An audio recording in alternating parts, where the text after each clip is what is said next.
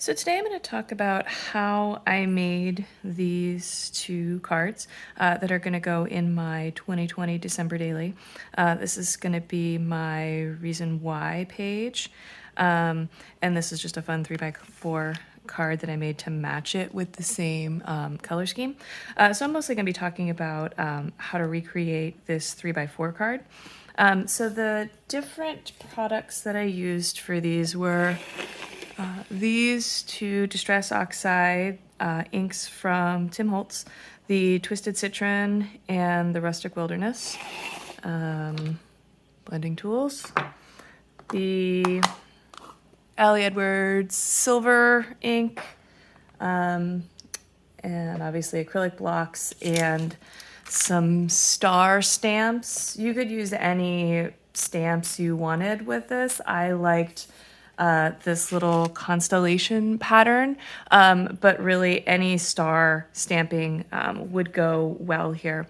Also, I think that like a dark blue and a light blue combination would be really pretty on a card like this. So this star stamp is from Ali Edwards. It was offered in the December daily release this year, and I just really like the constellation pattern on it. So I am very new to working with Distress Oxides, but I think they're really fun. So I'm excited to work with them more. So I'm gonna use my little dabber. And I just find that going in a circle works really well for blending, and it helps avoid like hard edges. And I didn't go uniformly up the page. I wanted to have a more organic feel, almost like out of focus forest look to it. A little darker and more concentrated down here at the bottom. So that is the new Rustic Wilderness color, which I am obsessed with, and I want all of the Rustic Wilderness things because so pretty.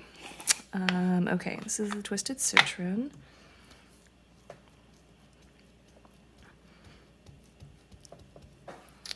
And I started at the top for this and worked my way down into the darker green, and that created a really nice blended effect and just made the two colors really overlay nicely on top of each other. Obviously this card isn't going to look exactly like this card, right? Because they're different. And that's sort of the beauty of these types of blending, is that they're all going to be a little bit different. Okay, so, and I haven't quite decided if I'm going to use this card with the star pattern on the top or the star pattern on the bottom, but I think that it's pretty versatile. I think adding a stamp or a photograph or an embellishment, wherever I put, like whichever direction I decide to put this card, I'll probably put it so it overlaps the constellation a little bit. Okay, so, but I'm gonna put the constellation on that part.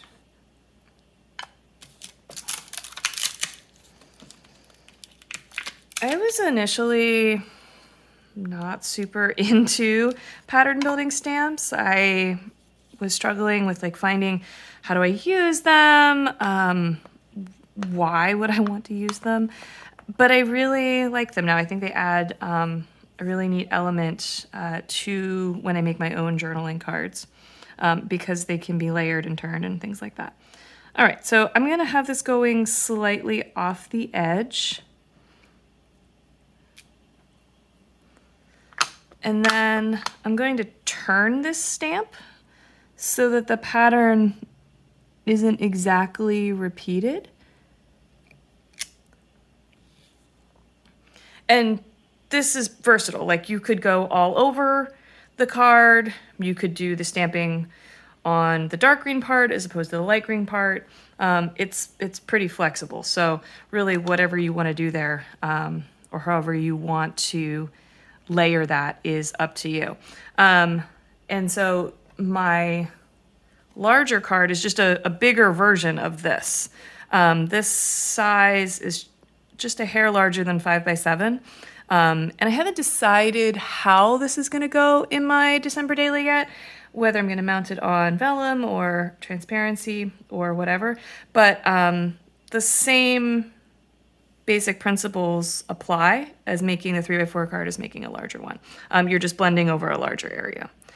I think gold would also look pretty on this. So be creative. Try out your stuff. Yeah, so I hope you enjoyed this, and I hope you make some pretty star cards. Thanks.